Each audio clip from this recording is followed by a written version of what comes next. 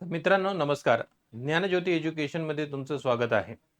तर मित्रांनो, आपल्याला माहित आहे की राज्यसेवा 2026 याच्यासाठी आयोगाने आपल्याला एक टेंटेटिव्ह डेट्स दिलेल्या आहेत. आणि हे काय सांगतं? हे सांगतं की आता आपल्याला परीक्षेची तयारी जर सुरू करायची असेल तर हा बिलकुल योग्य वेळ आणि राईट टाइम आहे.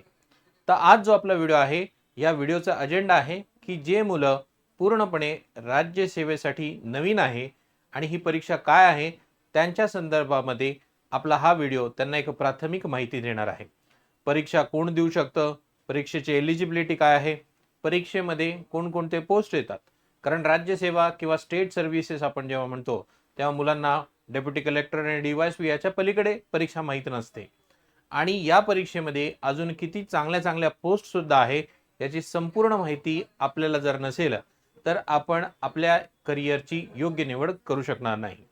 परीक्षा द्यायची म्हणून तर आपण परीक्षा देतो, पण त्या परीक्षेमध्ये उत्तीर्ण झाल्यानंतर मी माझं करिअर कोणत्या पोस्टसाठी देऊ किंवा कोणता ऑप्शन किंवा कोणती सर्व्हिस घेऊन मी माझी आपण म्हणू सरकारला सेवा देऊ याच्या संदर्भामध्ये आपल्याला माहिती असेल तर आपलं एक व्यक्तिमत्व घडतं. इंटरव्ह्यू मध्ये सुद्धा आपण एक अवेअर एस्पायरंट म्हणून जातो आणि परीक्षा देऊन सुद्धा आपण योग्य पद्धतीने निवड करून आपलं करिअर घडवतो. तर आज आपला जो आहे तो म्हणजे 2026 साठी जी परीक्षा होणार आहे, या 2026च्या परीक्षेसाठी परीक्षेची पद्धत कशी असेल, पात्रता, वयोमर्यादा, त्याच्यानंतर वेतन श्रेणी आणि इतर सर्व इम्पॉर्टंट बाबी आपण या व्हिडिओमध्ये मॅक्सिमम कव्हर करण्याचा प्रयत्न करणार आहोत. व्हिडिओ नंतर तुम्ही जर ही पीपीटी किंवा पीडीएफच्या स्वरूपात तुम्हाला ही पीपीटी पाहिजे असेल तर तुम्ही आपल्याला संपर्क करू शकता. आता आपली सर्व माहिती डिस्क्रिप्शन बॉक्समध्ये तुम्हाला भेटेलच. तर सुरू करूया मित्रांनो आपल्या या व्हिडिओला. आता मित्रांनो, सर्वात पहिले लक्षात घ्यायचे की आपल्याला कोणकोणत्या तारखा महत्वाच्या आहेत. आपल्याला आयोगाने म्हणजे एमपीएससी ने, एमपीएससी हा एक आयोग आहे किंवा ही एक संस्था आहे. ही संविधानिक संस्था काय करते, परीक्षा घेते. आणि 2026 साठी जी सर्वात राज्याच्या स्तरावर सर्वात मोठी परीक्षा आहे तिचं नाव म्हणजे महाराष्ट्र नागरी सेवा राज्यपत्रित संयुक्त पूर्व परीक्षा 2026 गॅजेटेड ऑफिसर साठी कंबाईन प्रिलिमिनरी ही एक्झामिनेशन आहे. याच्यासाठी आपण जर पाहिलं तर शासनाच्या विविध विभागातील गट अ आणि काही गट ब आणि गट क ची परीक्षा वेगळी असते, पण काही ग्रुप बी आणि ग्रुप ए सर्व्हिसेस मोस्टली या परीक्षेमध्ये आपल्याला एलिजिबिलिटी या परीक्षे थ्रू आपल्याला त्यांच्या संदर्भात भेटते. तर त्याच्या संदर्भात आपण जर पाहिलं तर आपल्याला साधारणपणे 31 मेला 2026 ला आपल्याला साधारणपणे परीक्षेची आपल्याला तारीख दिलेली आहे. आणि आपण जर पाहिलं तर राज्यसेवा मुख्य परीक्षा 2026 एकूण 35 संवर्गासाठी ही परीक्षा होऊ शकते. तर मुख्य परीक्षेचे सुद्धा आपल्याला काय दिलेले आहेत, दिनांक दिलेले आहेत. तर हे आपल्याला साधारणपणे डेट्स दिलेले आहेत. तर मे, ऑगस्ट आणि ऑक्टोबर या परीक्षेच्या दिवसात किंवा या कालखंडामध्ये ही परीक्षा साधारणपणे आपल्याला होऊ शकते. तर 2026 ची ही जी परीक्षा आहे त्याची मुख्य परीक्षा साधारणपणे 3 ऑक्टोबर, 4 ऑक्टोबर, 17 ऑक्टोबर, 18 ऑक्टोबर यामध्ये आपल्याला कंडक्ट करताना दिसू शकते. आणि साधारणपणे ऑगस्ट या महिन्यामध्ये आपल्याला साधारणपणे पूर्व परीक्षेची एक टेंटेटिव्ह तारीख आपल्याला दिलेली आहे. तर आपल्याला या संपूर्ण परीक्षेची जर माहिती घ्यायची असेल तर या तारखा आपल्याला महत्वाच्या आहे. म्हणजे अंदाजित आपल्याला परीक्षा या कालखंडामध्ये होताना दिसेल. त्याच्यानंतर आपण जर पाहिलं तर साधारणपणे सगळ्या परीक्षा या जनरल कॅटेगरीसाठी म्हणजे काही रिझर्वेशन पण आहे, मागासवर्गीय, खेळाडू, त्याच्यानंतर माजी सैनिक आणि काही प्रकल्पग्रस्त आणि दिव्यांग उमेदवार यांच्यासाठी आपण म्हणू रिलॅक्सेशन, यांच्यासाठी नॉर्म्स थोडेसे वेगळे असतात. रिलॅक्सेशन थोडंसं वयाचं जास्त असतं. पण जनरल कॅटेगरीसाठी आपण जर पाहिलं तर या परीक्षेमध्ये ज्या पण या परीक्षे थ्रू जे पण पोस्ट आहेत या सगळ्यांची वयोमर्यादा ही कमीत कमी 19 एवढी असणं गरजेचं आहे. काही परीक्षा आहेत त्यांची वयोमर्यादा 21 सुद्धा आहे. जसं RFO, त्याला आपण मराठीमधनं वनक्षेत्रपाल असं म्हणतो, आणि RFO साठी 21 त्यांनी सांगितलेले आहे. पण मोस्टली काही परीक्षांची 18 ते 19 ही वयोमर्यादा आपल्याला दिसून येते. आणि जनरल कॅटेगरीमध्ये विद्यार्थ्यांचं किंवा ॲस्पायरंटचं वय हे 38 मॅक्सिमम असू शकतं. आणि मग 38 प्लस किंवा 38 अधिक ज्यांचं आपण म्हणू जे क्रायटेरिया आहे, साधारणपणे 43 वयापर्यंत जर तुम्ही तुमच्याकडे रिझर्वेशन असेल किंवा तुम्ही एक विशिष्ट राखीव पद्धतीने तुम्हाला आयोग रिझर्वेशन देत असेल तर तुमचं वयमर्यादा थोडंसं जास्त जातं. पण 38 हे सगळ्या अराखीव किंवा जनरल कॅटेगरीच्या मुलांना आहे. 19 ते 38 या वयोमर्यादात ही परीक्षा देता येते. ठीक आहे. आता हा जो 19चा क्रायटेरिया, आता मी तुम्हाला जर 2025 ची ऍड जर दाखवली तर 2025 ची जी ऍड आहे या 2025 च्या ऍड मध्ये या वयोमर्यादाला त्यांनी 18/19 असं दिलंय. आता हे असं का दिलंय तेही सांगतो मी तुम्हाला. आणि 38 हे खुला किंवा अराखीव वर्ग आहे आणि प्रत्येक वर्गासाठी जी एज लिमिट आहे ती सुद्धा सांगितलेली आहे.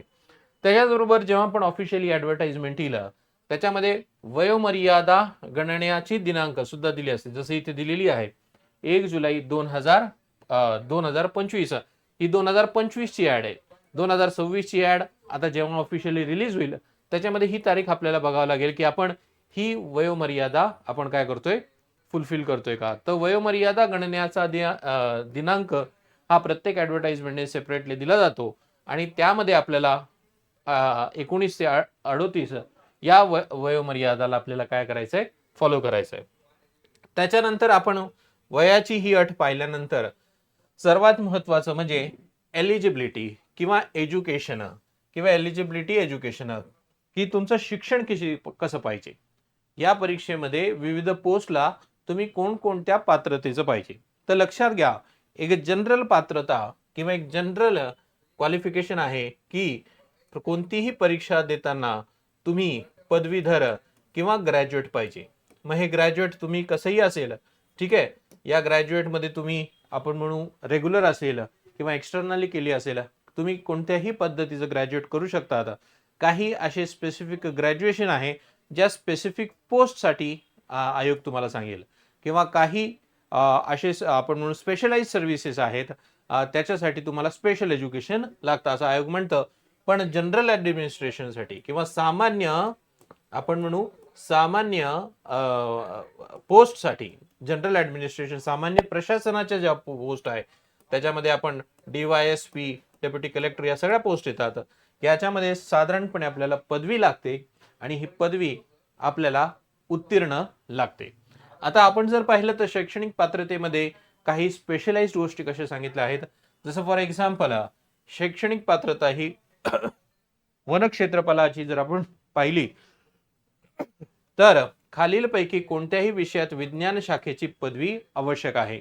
वनस्पतीशास्त्र, प्राणीशास्त्र, पर्यावरणशास्त्र, इंजिनिअरिंग. इथे डॉटचा अर्थ म्हणजे इथे सगळे पॉइंट्स इन्क्लूड नाही केलेत मी, पण इथे लक्षात घ्यायचंय की साधारणपणे टेक्निकल किंवा सायन्स बॅकग्राऊंडची मुलंच फक्त हे देऊ शकतील.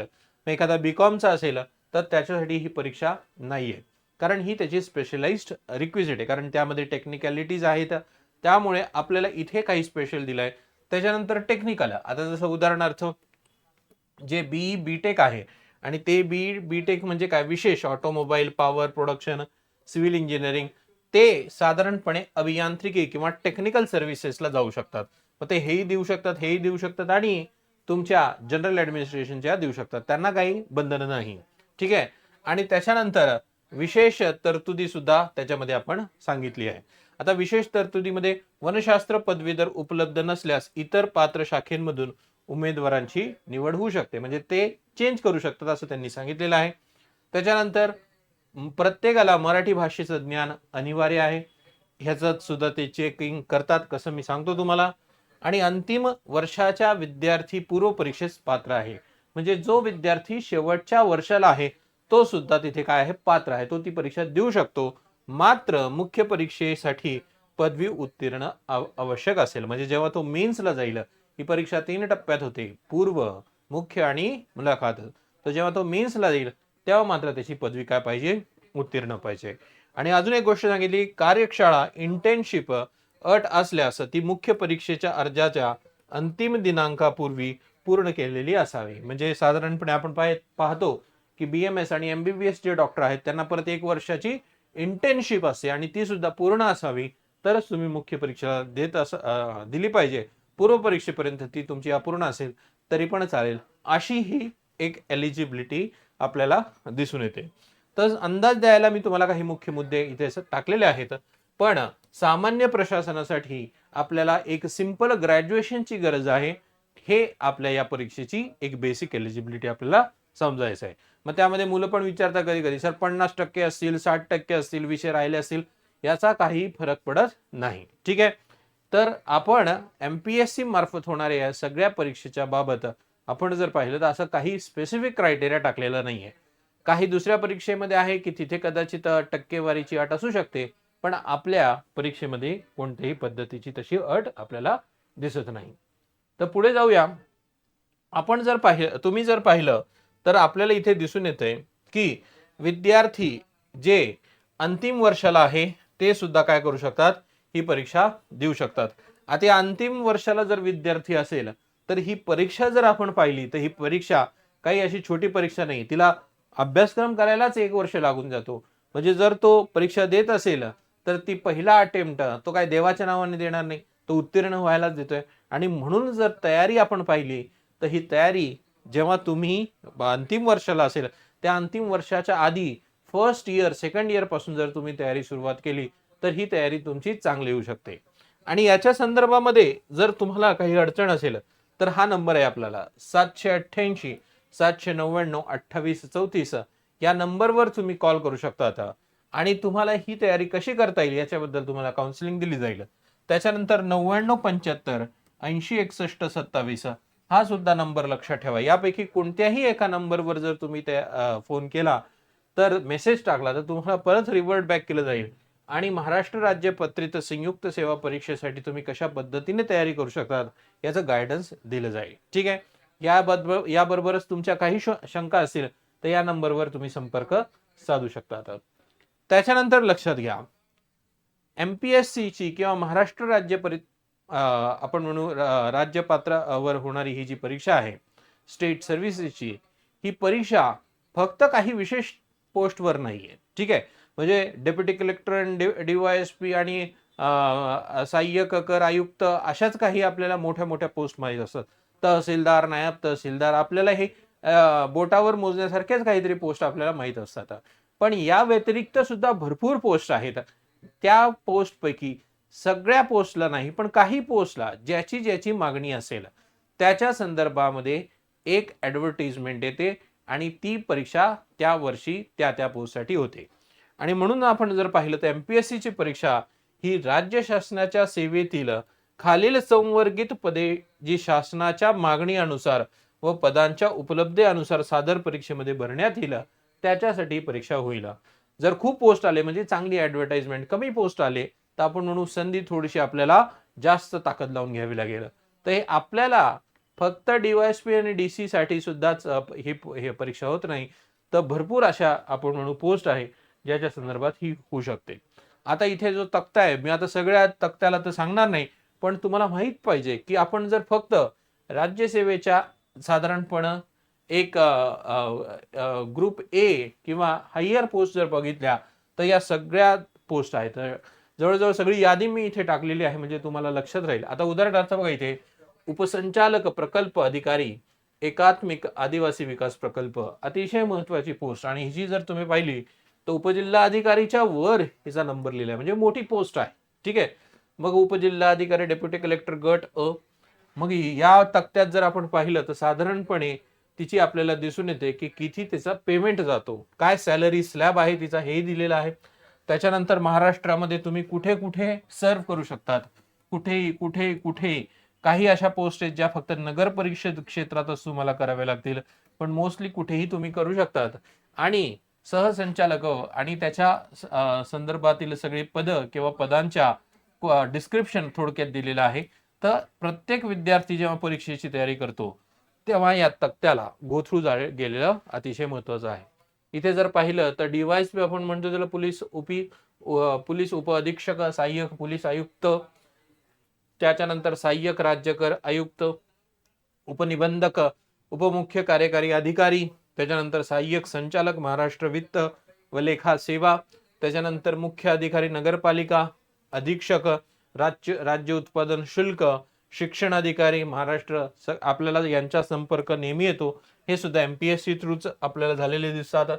त्याच्यानंतर प्रकल्प अधिकारी झाले, उद्योग उपसंचालक झाले, बाल विकास प्रकल्प अधिकारी झाले. त्याच्यानंतर तहसीलदार जी गट अ आहे, सहाय्यक संचालक कौशल्य विकास, त्याच्यानंतर सहाय्यक कामगार आयुक्त.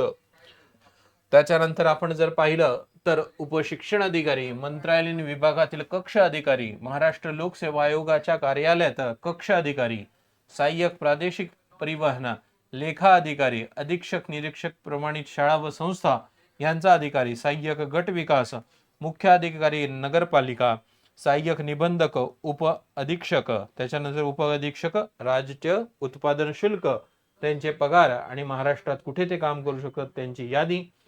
त्याच्यानंतर सहाय्यक आयुक्त, कौशल्य विकास, रोजगार व उद्योजक मार्गदर्शक अधिकारी, उद्योग अधिकारी तांत्रिक, सरकारी कामगार अधिकारी, सहाय्यक प्रकल्प अधिकारी, नायब तहसीलदार जी गट ब आहे, सहाय्यक नियंत्रक.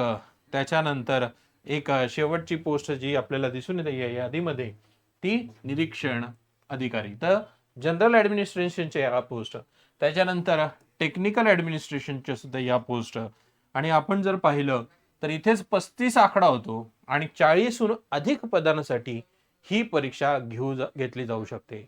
मग यातली जे निवडक पदं किंवा ज्यांची मागणी असेल, जिथे वॅकन्सी असेल, त्याची ऍडव्हर्टाइजमेंट काढली जाते आणि मुलांना कॉम्पिट केली जाते. म्हणजे मग ते पूर्व देतात, मुख्य देतात आणि मग मुलाखत देऊन त्यांच्या इच्छुक मध्ये जातात.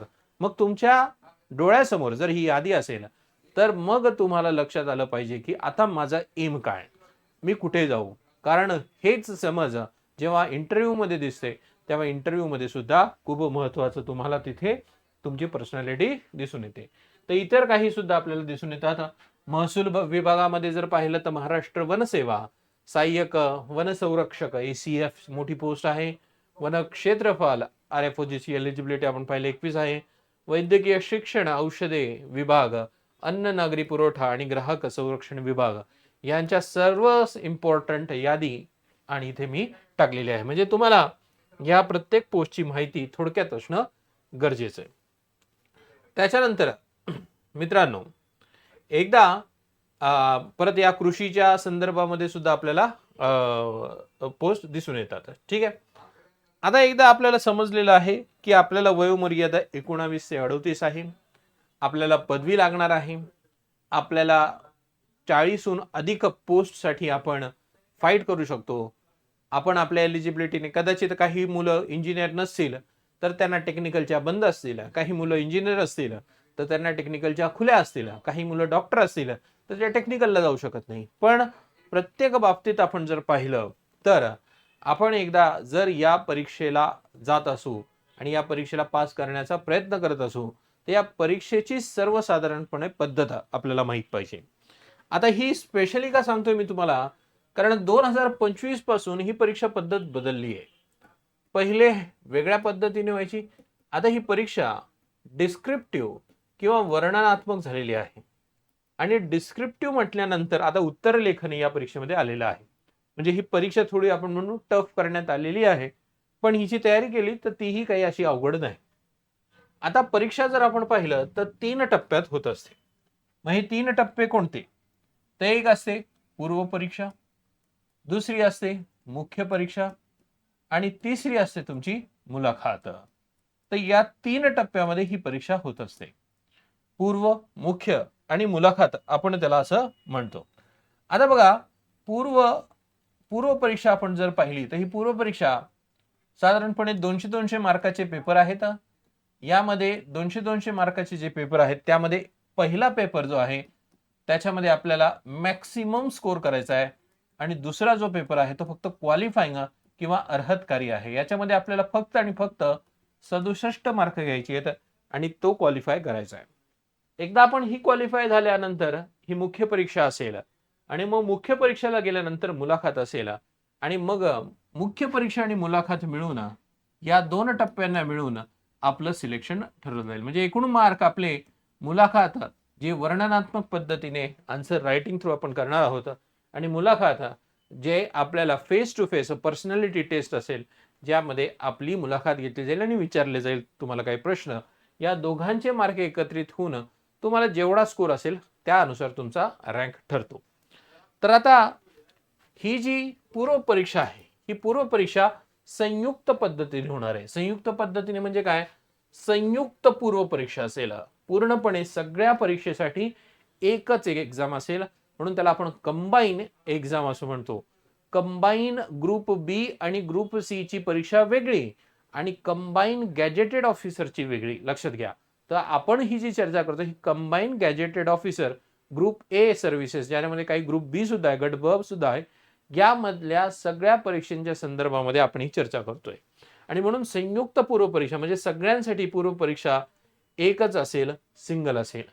आणि मग स्कोर लागतो, लिस्ट लागते आणि आपण ज्या ज्या पोस्टला एलिजिबल असू त्याची लिस्ट लागते आणि मग त्या लिस्टमध्ये आपण असू तर मग आपण मुख्य परीक्षेला जाऊ.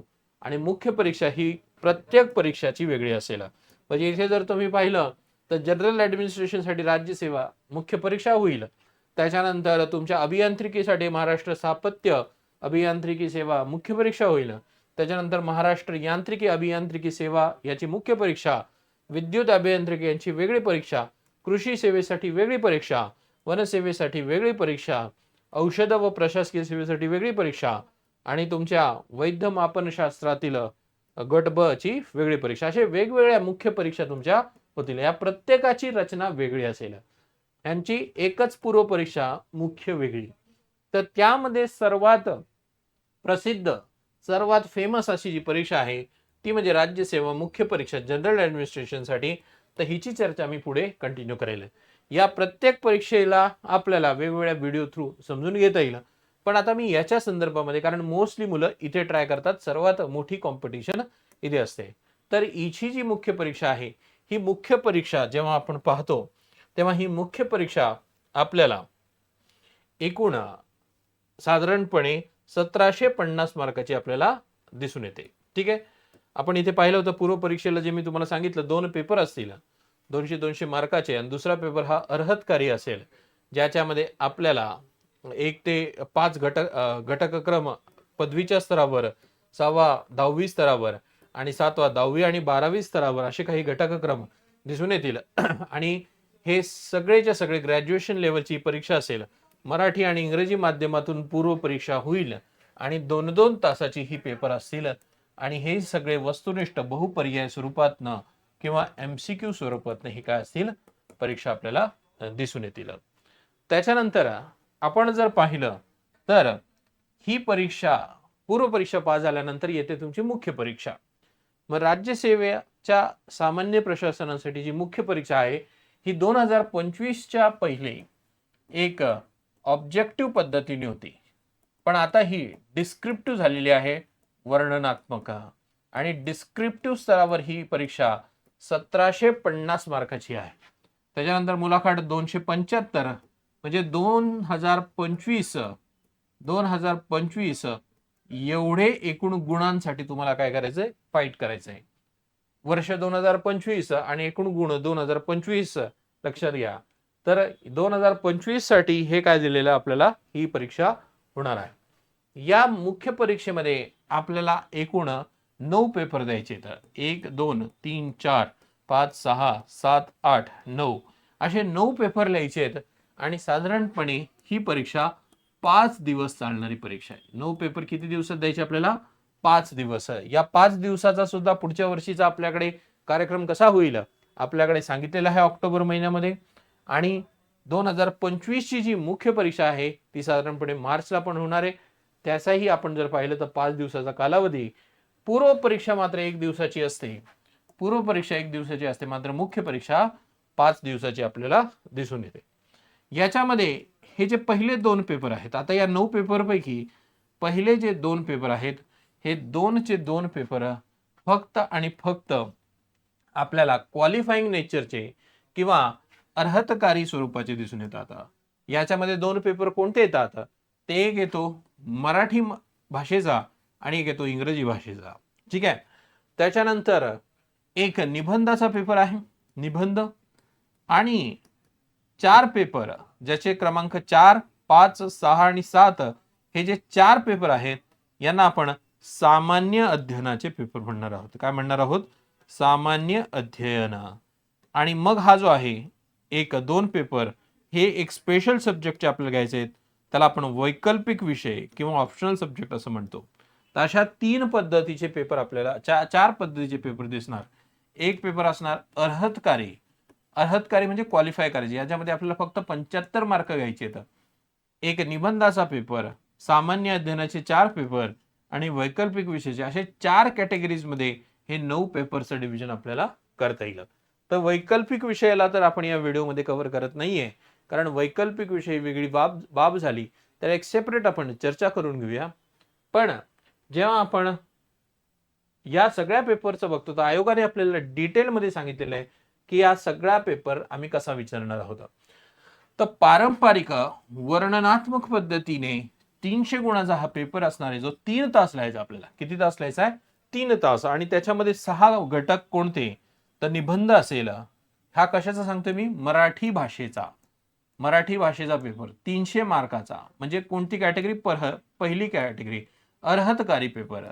तर यामध्ये आम्ही परिच्छेद विचारू, परिच्छेदाचे आकलन विचारू, निबंध विचारू, सारांश लेखन विचारू, मराठी उत्तराचे आणि इंग्रजीचे भाषांतर करायला लावू, इंग्रजी उत्तराची मराठी भाषेमध्ये भाषांतर करायला लावू आणि परिपाठ व शब्द संग्रह सुद्धा चेक करू.